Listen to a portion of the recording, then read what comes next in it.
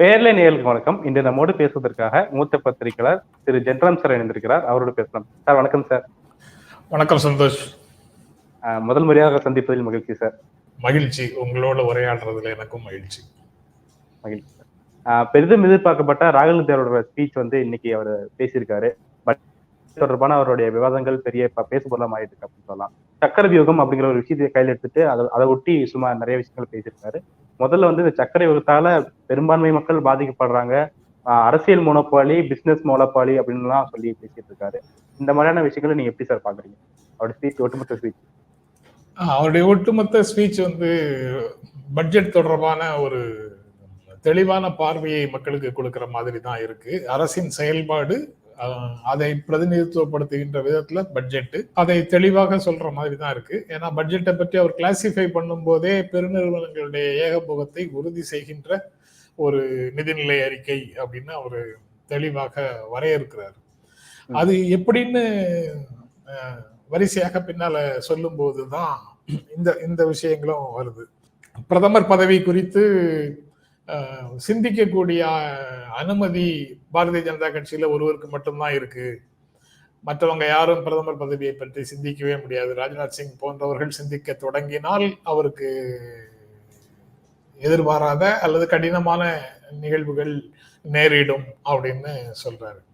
பிஜேபியில் இருக்கக்கூடிய என்னுடைய நண்பர்கள், அமைச்சர்கள், தொழிலாளர்கள், இளைஞர்கள் எல்லாரும்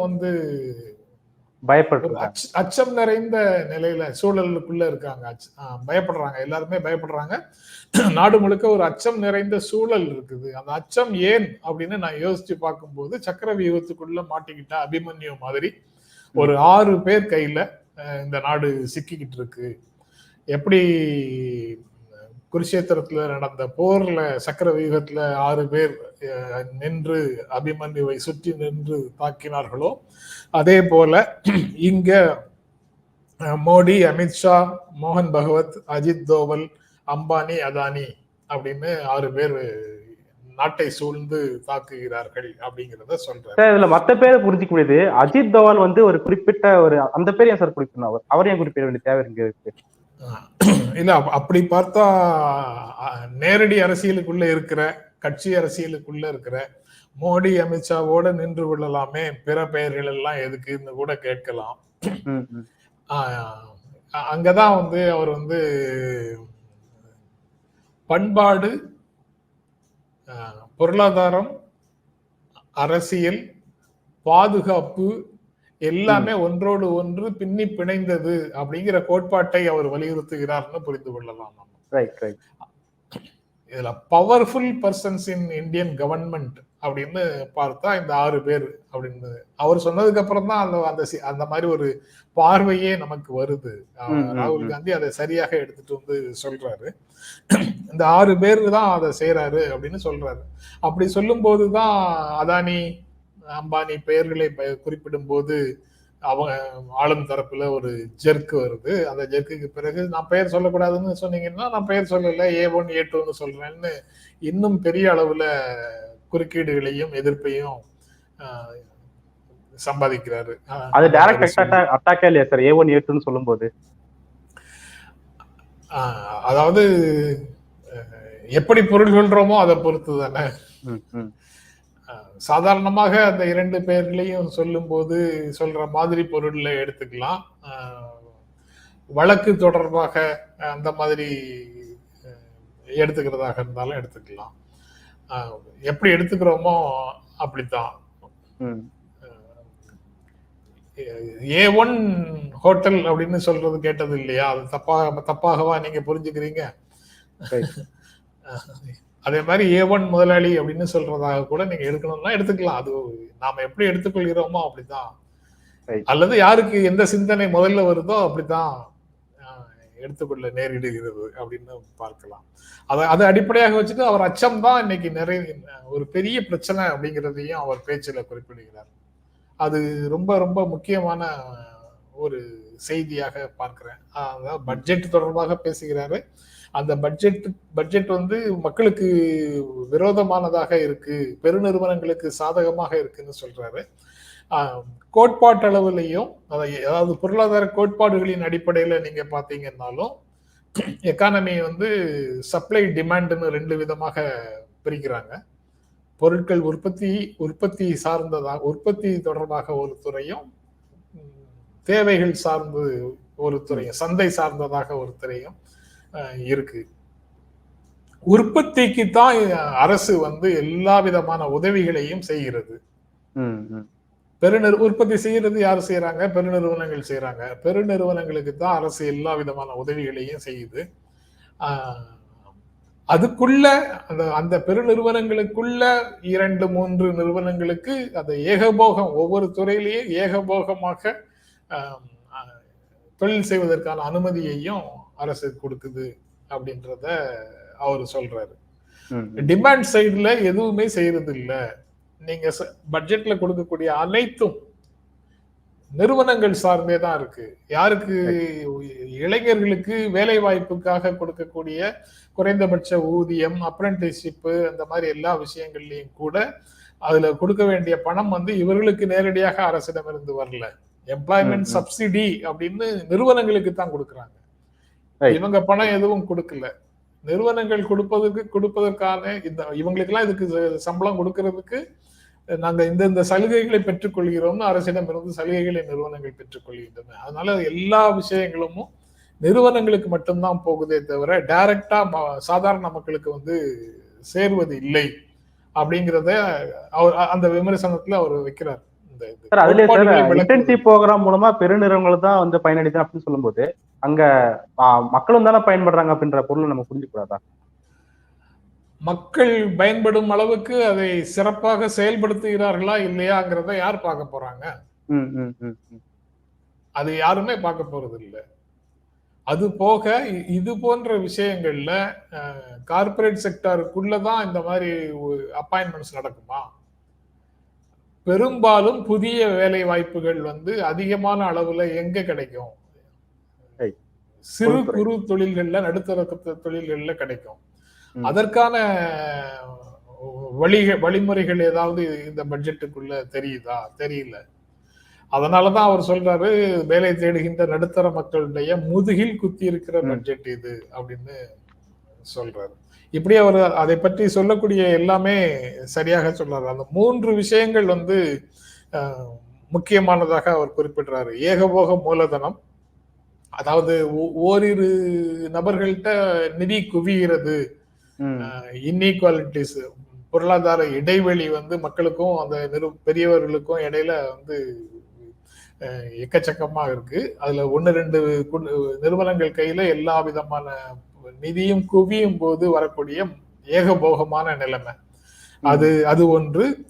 சிபிஐ, இடி, ஐடி போன்ற விசாரணை அமைப்புகள் மூலமாக அரசியல் எதிரிகளை ஒடுக்குவது, அரசியல் கட்சிகளை ஒடுக்குவது, அதுக்கப்புறம் அரசாங்க நிர்வாக அமைப்புகள் மூலமாக அதுக்குள்ள யார் யாரெல்லாம் டிசென்ட் வெளிப்படுத்துறாங்களோ அந்த டிசென்ட்டை வெளிப்படுத்தக்கூடிய, அதாவது மாற்று கருத்துக்களை முன்வைக்கக்கூடிய, அரசின் செயல்பாடுகளின் மீது மாற்று கருத்து கொண்டிருக்கக்கூடியவர்களையும் எதிர்த்து பேசுபவர்களையும் விமர்சனம் செய்பவர்களையும் ஒடுக்குவதற்கு அரசாங்க நிர்வாக அமைப்புகளை பயன்படுத்துவதுன்னு இந்த 3ம் தான், இந்த 6 பேரும் இந்த 3த்தையும் ரெப்ரசன்ட் பண்றாங்க. இந்த 3ம் தான் மக்களை அழிக்கிறது, அதாவது சக்கர வியூகமாக அழுத்துகிறது. தப்பிக்க முடியாம இந்த 3ம் தான் மக்களை பிடிச்சு வைத்திருக்குது அப்படிங்கிறதையும் சொல்றாரு. அதுபோக அந்த வீகத்தை சக்கர வீகம்னு பரவலாக சொல்றோம். ஆனா நான் இப்போ அதை படிக்கும் போதுதான் தெரிஞ்சுக்கிட்டேன் அதற்கு பத்ம வியூகம் என்று ஒரு பெயர் இருப்பதாகவும் நான் அறிந்து கொண்டேன். பத்மா என்றால் தாமரை என்று பொருள். அதனால தாமரை வியூகமாகத்தான் அது நிக்குது. சக்கர வியூகம்னு நாம் அழைப்பது தாமரையினுடைய வியூகமாக, தாமரை வியூகமாகத்தான் நிக்குது அப்படின்னு அத மோடி நெஞ்சில சுமந்துட்டு இருக்காரு. அது வந்து மக்களை நெஞ்சில சுமந்துட்டு இருக்கிறாரு. ஆமா, அந்த தாமரையின் வடிவத்துலதான் நிக்குதுங்கிறதையும் சொல்றாரு. அடுத்து எக்கனாமியை வந்து அல்வாவா கிண்டி தான் மக்களுக்கு கொடுத்துருக்காங்க, அதுவும் பெரும்பான்மை மக்களுக்கு கொண்டு போய் சேரல அப்படின்னு சொல்லியிருக்காரு. இந்த பட்ஜெட்டையே அல்வாவா தான் மாத்திருக்கிறாங்க அப்படின்னு. அந்த அல்வா கிண்டதுல கூட பிற்படுத்தப்பட்ட மக்கள் மற்றும் மைனாரிட்டிஸ்ல வந்து யாருமே கிடையாது அப்படிங்கிற மாதிரியான வார்த்தை முன் வச்சிருக்காரு. இதன் மூலமா சென்செக்ஸை வந்து அறிவுறுத்துறாரு. அதை பார்த்து நிர்மலா சீதாராமன் அவர்கள் சிரிக்கிறாங்க. அதை பார்க்கும்போது இது சிரிக்க வேண்டிய விஷயம் சொல்லி ராகுல் காந்தி அவர்கள் பேசுறாரு. இதை ஒட்டி அந்த ரியாக்ஷன்ஸ் எப்படி சார் பாக்குறீங்க? பெரும்பாலும் பட்ஜெட் தயாரிக்கும் போது அரசுகள் வந்து அல்லது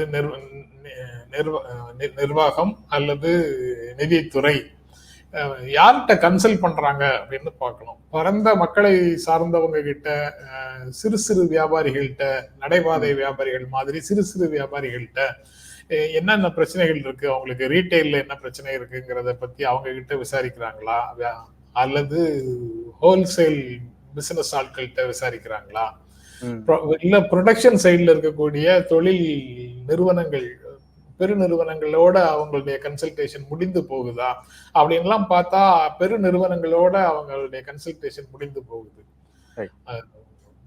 சாதாரண மக்களுடைய பிரச்சனைகள் குறித்து எந்த விதமான ஆலோசனைகளும் இவங்க பெறுவது இல்லை. ஏன்னா அவங்க சம்பந்தமாக இவங்க எதுவும் செய்யல. அவர்களுடைய நலன்களுக்கு யோசிக்கவே இல்லை. இவங்க யோசிக்கிறது எல்லாமே பெரு நிறுவனங்களுடைய நலன்களை சார்ந்துதான் இவர்களுடைய யோசனைகள் இருக்குது. தொழில் அகங்கள் சார்ந்துதான் இவர்களுடைய யோசனைகள் இருக்குது. அதனால இவங்க வந்து சாதாரண மனிதர்களிட யோசனையே இல்லை. அந்த சாதாரண மனிதர்கள் யாரு? நடுத்தர குடும்பங்கள்லயும் ஏழை குடும்பங்கள்லயும் இருக்கக்கூடிய அந்த மனிதர்கள் யாரு? அதைத்தான் வேறு வார்த்தைகள்ல அவர் சொல்றாரு. ஓபிசி, பிற்படுத்தப்பட்டவர்கள், பட்டியலின மக்கள், பழங்குடியினர், சிறுபான்மையினர், இவங்க எல்லாரும் சேர்ந்து ஒரு 90 பேர், 90%, 95% வந்தாங்கன்னா இந்த 95% மக்களுக்கு உங்களுடைய பட்ஜெட்ல எதுவுமே இல்லை அப்படின்னு சொல்றாரு. அக்னிபாத் திட்டம் உட்பட அந்த மாதிரி வேலை தேடி வரக்கூடியவர்களுக்கு எதுவுமே இல்லை. ஒரு பைசா கூட அவங்களுக்கு ஓய்வூதியம் இல்லை அப்படிங்கிறதையும் சுட்டி காட்டுறாரு. இந்த 95% மக்களுக்கு எதுவும் இல்லை. சரி, பட்ஜெட்ல தான் இல்லை, அல்வாக்குன்றதுலயாவது அவங்களுக்கு ஒரு பங்களிப்பு இருக்குன்னு பார்த்தா அதுங்கேயும் அவங்களை யாரையும் காணும் அப்படின்னு சொல்றாரு. அதையும் சேர்த்து அங்க சொல்றாரு. அந்த அடிப்படையில தான் அவர் பேசக்கூடிய விஷயங்களையும் நாம் புரிந்து கொள்கிறோம். இந்த அல்வா விஷயத்துல கூட சார் ரெப்ரசன்டேஷன் கொண்டு வராரு, அதுக்குள்ள வந்து கேஸ்ட் சென்சஸை கொண்டு வராரு. இந்த மாதிரி ஒரு பின்னணிப்போட அவர் பேசுறது இருக்குல்ல சார், அதுல இப்போ வந்து ராகுல் காந்தி அவர்கள் முன்னேறி இருக்கா அப்படின்னு பார்க்கலாமா? அவர் ஆரம்பத்தில இருந்தே அந்த மாதிரி விஷயங்களை பேசுறாரு. ஆனா இப்போ பாரத் ஜோடோ யாத்திரைக்கு பிறகு அவருடைய வார்த்தைகள்லயே சொல்றதாக இருந்தால், அவர் இந்தியால எளிய மக்களுடைய வாழ்க்கை பற்றி நிறைய கற்றுக்கொண்டேன் அப்படின்னு அவர் சொல்றது முழுக்க முழுக்க அவர் இப்போது நடந்து கொள்ளும் விதத்தை பார்க்கும்போது புரியுது. ரொம்ப சிறப்பானது ஒரு பிரதிநிதியாக, சாதாரண மக்களுடைய, எளிய மக்களுடைய பிரதிநிதியாக தன்னை வந்து முன்னிறுத்தி கொள்கிறார்.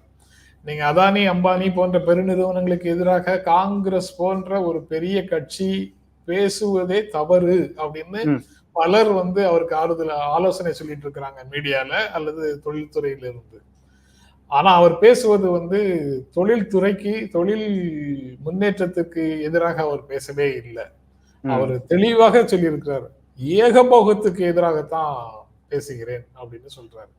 ஏகபோகத்துக்கு எதிராகத்தான் காங்கிரஸ் கட்சி முன்னாடி இருந்தது. அதற்கு முன்னால வந்து மொனோபோலி ரெஸ்ட்ரிக்டிவ் பிராக்டிசஸ் ஆக்டா, அந்த மாதிரி எம்ஆர்பி ஆக்டா அல்லது MRTP, monopoly restrictive trade practices ஆக்டா, எம்ஆர்டிபி ஆக்டா, அந்த மாதிரி ஏதோ ஒரு பெயர்ல ஏகபோக எதிர்ப்பு சட்டங்கள்லாம் இருந்தது.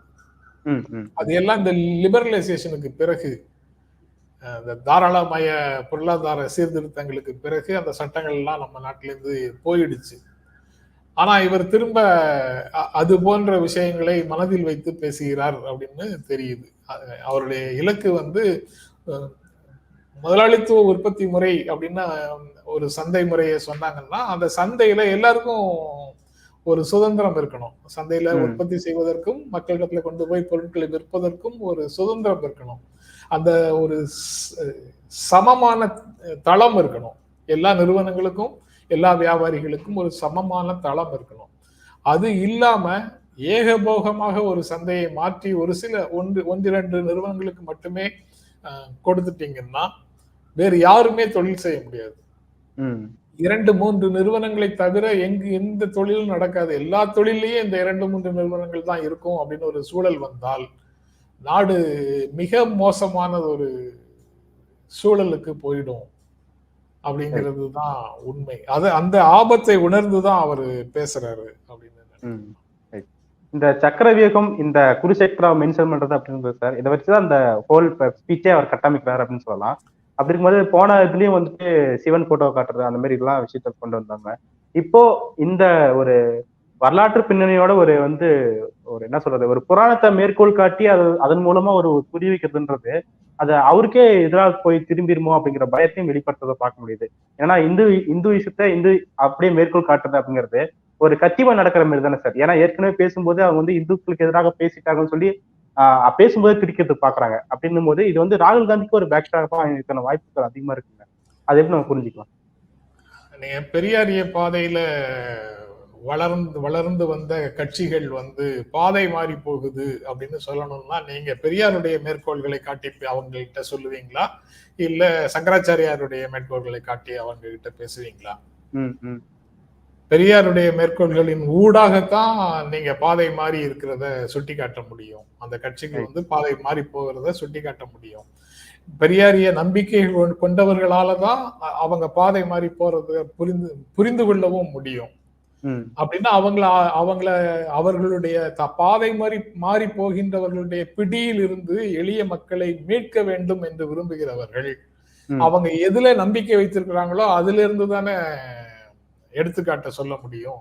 அதுல இருந்து தானே அவங்களுக்கு அதை சொல்ல முடியும். மார்க்சிய பிடியில் இருக்கக்கூடிய மக்களை தவறாக வழிநடத்தக்கூடிய ஒரு கட்சியிடமிருந்து நீங்க விடுவிக்க வேண்டும் என்றால் நீங்க மார்க்சிய மேற்கோள்கள் மூலமாக, மார்க்சிய செயல்பாடுகளின் மூலமாக அவற்றின் ஊடாகத்தானே நீங்க அவங்கள்ட்ட பேச முடியும்.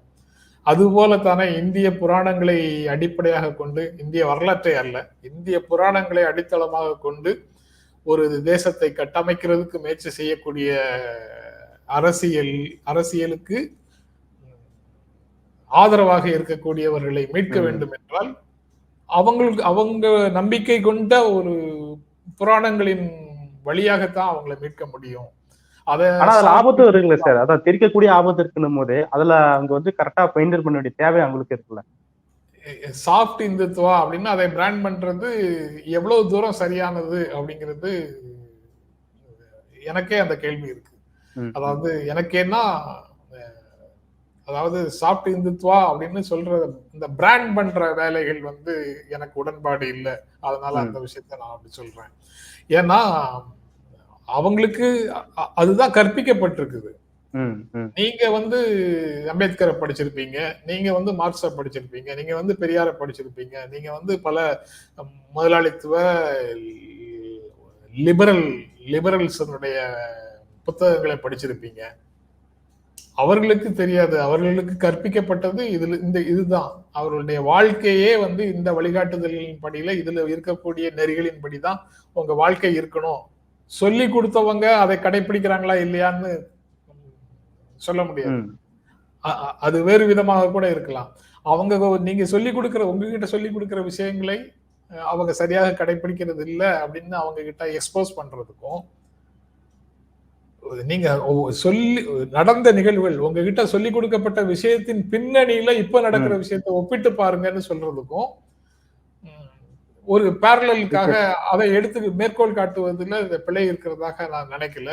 ஏன்னா இந்த 6 பேரும் சுத்தி நின்று தாமரை வியூகத்துல உங்களை அழிக்க பார்க்கிறாங்க, அபிமன்யுவை அழித்தது போல உங்களை அழிக்க பார்க்கிறார்கள். ஆனால் இந்திய மக்கள் அபிமன்யு அல்ல, அர்ஜுனன் அப்படின்னு சொல்றது ஒரு நம்பிக்கை ஊட்டும் விதமாக, இறுதி வெற்றி மக்களுக்கே அப்படிங்கிற செய்தியை மக்களிடத்துல கொண்டு போய் சேர்க்கிற விதமாகத்தான் அந்த பேச்சு இருக்கிறதாக நான் நினைக்கிறேன்.